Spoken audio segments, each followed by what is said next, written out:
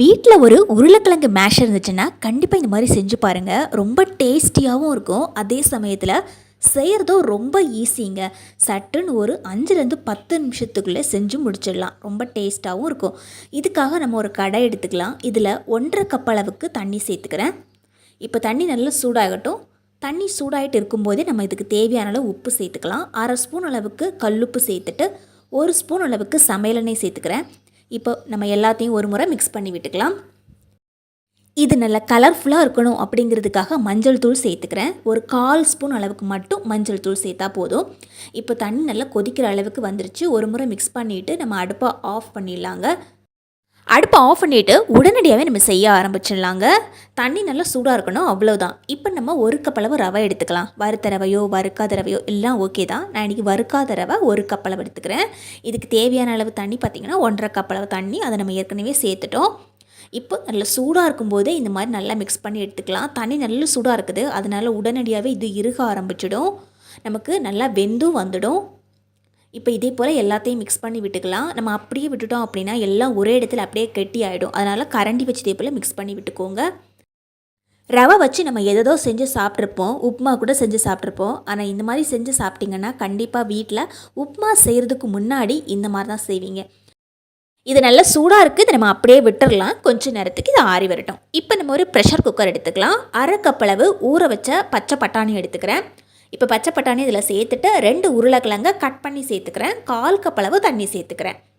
இப்போது இந்த குக்கர் நம்ம மூடி போட்டு விட்டுடலாம். 2 விசில் போட்டாவே இது நல்லா சூப்பராக வெந்து வந்துடும். நான் இன்றைக்கி 2 விசில் வச்சுருந்தேன் மீடியம் ஃப்ளேமில் வச்சு. இப்போ நம்ம ஓப்பன் பண்ணி பார்க்கலாம்.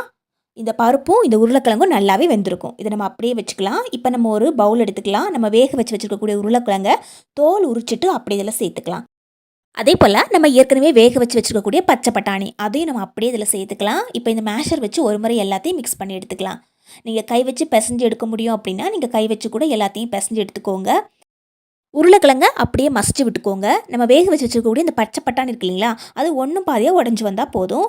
இப்போ இது நல்லாவே நமக்கு மசிஞ்சு வந்திருக்குது. இப்போது ஒரு பெரிய வெங்காயம் சின்னதாக கட் பண்ணி வச்சுருந்தேன். கட் பண்ணி வச்சுக்கக்கூடிய வெங்காயத்தை நம்ம அப்படியே இதில் சேர்த்துக்கலாம். ஒரு கைப்பிடி அளவுக்கு கொத்தமல்லி தழைகள் அதையும் நம்ம சின்னதாக கட் பண்ணி இதை சேர்த்துட்டு 2 பச்சை மிளகாவும் நம்ம கட் பண்ணி சேர்த்துக்கிட்டு தேவையான அளவு உப்பு சேர்த்துக்கலாம். 1/4 ஸ்பூன் அளவுக்கு கரம் மசாலா சேர்த்துக்கிறேன். 1/4 ஸ்பூன் அளவுக்கு சாட் மசாலா சேர்த்துக்கிறேன். 1/2 ஸ்பூன் அளவுக்கு மிளகாய் தூள் சேர்த்துக்கிறேன். இது நம்ம வேக வைக்கும்போதே கொஞ்சம் தண்ணி வச்சு வேக வைக்கணும். நம்ம நிறைய தண்ணியில் வேக வச்சோம் அப்படின்னா நம்ம வேக வச்சுருக்கக்கூடிய தண்ணி வேஸ்ட்டாக போயிடும். அதனால் ஒரு 1/4 கப் அளவுக்கு அதிகமாக நம்ம தண்ணி சேர்த்து வேக வைக்கக்கூடாது. வெறும் உருளைக்கிழங்கு வச்சு கூட இது செஞ்சுக்கலாங்க. உங்கள்கிட்ட இந்த மாதிரி பச்சை பட்டாணி இருந்ததுன்னா நீங்கள் வேக வச்சு சேர்த்துக்கலாம். பச்சை பட்டாணி சேர்த்தோன்னா டேஸ்ட் நல்லாயிருக்கும். அதே மாதிரி ரொம்ப ஹெல்த்தியும் கூட, நிறைய ப்ரோட்டீன் சத்தும் அதில் இருக்குது. இப்போ எல்லாத்தையும் நல்லா மிக்ஸ் பண்ணி எடுத்து வச்சுட்டோம். இதே மாதிரி ஒரு பருவத்துக்கு இருக்கணும். ரொம்ப தண்ணியாக இருக்கக்கூடாது. கையில் எடுத்து நம்ம உருட்டி பார்த்தோன்னா உருண்டைகளாக வரணும். அந்த அளவுக்கு நம்ம மிக்ஸ் பண்ணி எடுத்து வைக்கணும். இதில் நம்ம எக்ஸ்ட்ரா தண்ணியும் எதுவும் சேர்க்கக்கூடாதுங்க. ஏற்கனவே நம்ம ரவையை வேக வச்சுட்டோம். இப்போ அது கொஞ்சம் ஆறி போயிருக்குது. கை வச்சு இதே மாதிரி கொஞ்சம் மசிச்சு விட்டோம் அப்படின்னா இந்த மாவு நல்லா சாஃப்டாக வரும். நம்ம பிசைய சப்பாத்திக்கு மாவு பிசையும் போது எப்படி சாஃப்டாக வருமோ அதே போல் இந்த மாவு நமக்கு நல்லா சாஃப்டாக வருங்க. இதே போல் ஒரு முறை பிசைஞ்சு எடுத்துக்கலாம். இப்போ நம்ம இந்த மாவில் சின்ன சின்ன உருண்டைகளாக உருட்டி எடுத்துக்கலாம். உங்களுக்கு பெரிய சைஸில் வேணும்னா நீங்கள் பெரிய சைஸில் கூட உருட்டி எடுத்துக்கோங்க. அல்லது மீடியம் சைஸ், இந்த சைஸ் பார்த்திங்கன்னா மீடியமாக இருக்கும். நமக்கு ரொம்ப சின்னதாகவும் இருக்காது, ரொம்ப பெருசாகவும் இருக்காது. இதே மாதிரி நம்ம உருண்டைகளாக இதை உருட்டி எடுத்துக்கலாம்.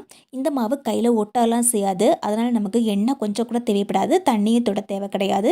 இதே போல் கையில் உருட்டி எடுத்தாவே அழகாக உருண்டு வந்துடும். இப்போ நம்ம பிசைஞ்சு வச்சுக்கக்கூடிய இந்த மாவு எல்லாத்தையும் கொஞ்சம் கூட மிச்சம் வைக்காமல் முதல்லே நம்ம உருட்டி எடுத்து வச்சுக்கலாம். அப்போ தான் நமக்கு செய்கிறதுக்கு ரொம்ப ஈஸியாக இருக்குங்க. இப்போ எல்லா மாவையும் நான் உருட்டி எடுத்துட்டேன். இந்த அளவுக்கு நமக்கு உருண்டைகள் கிடச்சிருக்கு. இப்போ நம்ம ஒரு பிளேட் எடுத்துக்கலாம். இந்த பிளேட்டில் கொஞ்சமாக எண்ணெய் ஊற்றிக்கிறேன். ஒருவேளை உங்ககிட்ட வாழை இலை இருந்துச்சுன்னா நீங்கள் வாழை இலை கூட பயன்படுத்திக்கலாம். அல்லது இதே மாதிரி பிளேட்டை கவுத்தி வச்சும் நீங்கள் செஞ்சுக்கலாம். இப்போ இந்த பிளேட்டில் நம்ம லைட்டாக எண்ணெய் அப்ளை பண்ணியிருக்கிறோம். இதுக்கு மேலே ஒரே ஒரு உருண்டையை மட்டும் எடுத்து வச்சுக்கலாம். உருளைக்கிழங்க மசிக்கிறதுக்காக நம்ம பயன்படுத்தக்கூடிய இதை மேலே வச்சு இப்படி அமுத்துறோன்னா இதே போல் நமக்கு வந்துடும். பாருங்கள், கொஞ்சம் கூட ஒட்டாமல் வந்துடும். செய்கிறதுக்கும் ரொம்ப ஈஸி. டக்குன்னு ஒரு அமுத்து தான் அதுக்குள்ளே இந்த மாதிரி நல்லாவே சப்பி வந்துடும். இந்த மாதிரி கையில் எடுத்துக்கோங்க. நம்ம ஏற்கனவே செஞ்சு வச்சுக்கக்கூடிய அந்த உருளைக்கிழங்கு ஸ்டஃபிங் இருக்கு இல்லைங்களா, அதில் 1 ஸ்பூன் அளவுக்கு மட்டும் உள்ளே எடுத்து வச்சா போதும். இப்போ நம்ம இதை க்ளோஸ் பண்ணிக்கலாம். க்ளோஸ் பண்ணும்போது பாருங்கள், இதே போல் நம்ம க்ளோஸ் பண்ணி விடணும். எந்த அளவுக்கு நம்மளால் ஸ்டஃபிங் வைக்க முடியுமோ அந்த அளவுக்கு நம்ம கொஞ்சம் அதிகமாகவே ஸ்டஃபிங் வச்சு விடலாம். அப்போ தான் நமக்கு சாப்பிடும்போது நல்லா டேஸ்டியாக இருக்கும். கடைசியாக இதே போல் உருண்டையாக பிடிச்சி எடுத்துக்கலாம். இப்போ இன்னொரு உருண்டையை நான் இதே போல் எடுத்து வச்சுக்கிட்டேன். அதே போல் நம்ம மேஷர் வச்சு நம்ம இதே போல் அழுத்தி பிடிச்சோன்னா நல்லா இதே போல் வந்துடும் பாருங்கள். நம்ம சப்பாத்தி கட்டையில் தட்டும்போது நமக்கு எப்படி மெலிசாக வருமோ அதே போலேயே வரும். இப்போ நாம் 1 ஸ்பூன் அளவுக்கு அந்த ஸ்டஃபிங்கை எடுத்து வச்சுட்டு இதே போல் நம்ம க்ளோஸ் பண்ணி விட்டுடலாம். ஸ்டஃபிங் கொஞ்சம் அதிகமாக இருந்தாலும் பரவாயில்லை, நம்ம க்ளோஸ் பண்ணும்போது கரெக்டாக வந்துடும். கரெக்டாக இதே போல் நீங்கள் வச்சுட்டு கையில் இதே போல் உருட்டி எடுத்தீங்கன்னாவே அழகாக நமக்கு உருண்டை கிடைக்கும். கொஞ்சம் கூட ஸ்டஃபிங் நமக்கு வெளியே சாடி போகாமலும் இருக்கும். உருளைக்கிழங்கு மேஷர் இல்லாட்டாலும் பரவாயில்ல, நம்ம இதை கையில் கூட செஞ்சிடலாம். கையில் ஒரு உருண்டை இதே போல் எடுத்து வச்சுட்டு நம்ம இதே போல் உருட்டி எடுத்தோன்னா அழகாக வந்துடும் பாருங்கள். ஒரு பவுல் மாதிரியே இருக்கும் பார்க்குறதுக்கு. இதுக்குள்ளே நம்ம இந்த ஸ்டஃபிங்கை உள்ளே எடுத்து வச்சுக்கலாம். உங்களால் முடிஞ்சால் நீங்கள் இதே மாதிரி செஞ்சுக்கலாம். அல்லது நீங்கள் அந்த மேஷர் வச்சு லைட்டாக இதே மாதிரி தட்டி கொடுத்தா போதும். மேஷரும் இல்லைன்னா ஒரு டம்ளரோ ஒரு கிண்ணமோ எடுத்து வச்சு அமுத்தி எடுத்துக்கோங்க. இப்போ நம்ம இதே போல் உருண்டையாக உருட்டி எடுத்துக்கலாம். எல்லா உருண்டைகளையும் நம்ம உள்ள ஸ்டஃபிங் வச்சுட்டு இதே போல் உருட்டி எடுத்தால் போதும். பார்க்குறதுக்கும் நல்ல கலர்ஃபுல்லாக இருக்கும். அதே போல் சாப்பிட்றதுக்கும் ரொம்ப டேஸ்டியாக இருக்கும். இப்போ இதே போல் பணியாரக்கல் இருந்துச்சுன்னா நீங்கள் பணியாரக்கல்லை பயன்படுத்திக்கலாம்.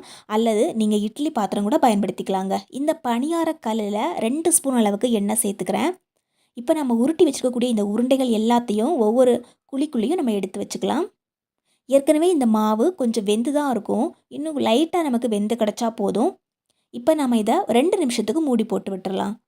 இப்போ நம்ம ஒரு மிக்ஸி ஜார் எடுத்துக்கலாம். இதில் காரத்துக்கு தகுந்த மாதிரி 3 பச்சை மிளகாய் சேர்த்துக்கிறேன், 3 பூண்டு சேர்த்துக்கிறேன், ஒரு கைப்பிடி அளவுக்கு கொத்தமல்லி தலைகளும், ஒரு கைப்பிடி அளவுக்கு புதினா இலைகளையும் சேர்த்துட்டு 1/4 கப் அளவுக்கு தேங்காய் சேர்த்துருக்கிறேன். தேவையான அளவுக்கு உப்பு சேர்த்துக்கிறேன்.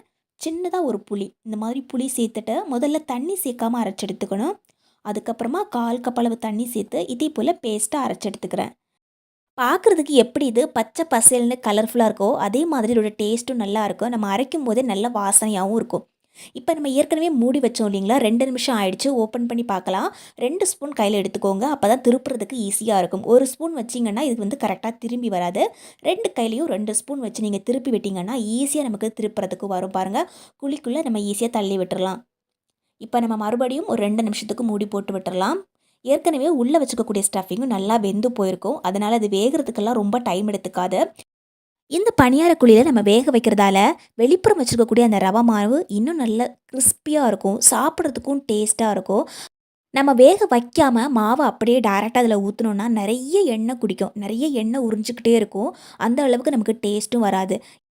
இது நான் உங்களுக்கு உடச்சி காமிக்கிறேன் பாருங்கள். வெளியே நம்ம வச்சுருக்கக்கூடிய அந்த ஸ்டஃபிங்கே நல்ல மொறுன்னு இருக்கும். சாப்பிட்றதுக்கும் அவ்வளோ டேஸ்டியாக இருக்கும். பொதுவாக நம்ம சமோசா செய்யணும் அப்படின்னா எண்ணெயில் தான் போட்டு ஃப்ரை பண்ணி சாப்பிடுவோம். அது எவ்வளோ ஆயில் பாருங்கள். வெறுமனே 2 ஸ்பூனில் செஞ்ச சமோசா அப்படின்னு கூட சொல்லலாம். ஏன்னா நம்ம இதை சாப்பிடும்போது கிட்டத்தட்ட சமோசா சாப்பிட்ற டேஸ்ட் தான் இதில் கிடைக்கும்.